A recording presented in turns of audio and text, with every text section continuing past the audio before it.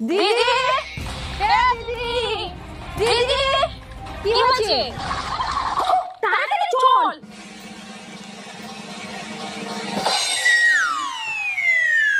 কি ব্যাপার? বাড়ি ফাঁকা কেন?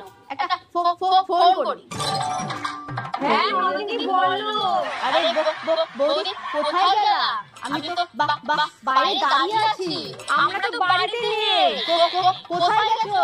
আমরা কাশ্মীরে এসেছি ঘুরতে। আমি ভাবলাম দীপাবলিটা কাটিয়ে যাব। আমরা তো দীপাবলির পরেই আসবো। তাহলে বাড়ি চলে যাই।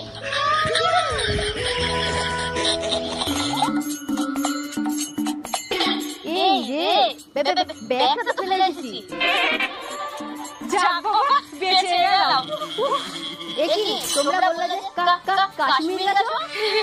গেছিলাম তো, আবার সেকেন্ডের মধ্যে চলেও এলাম। কি করে দেখা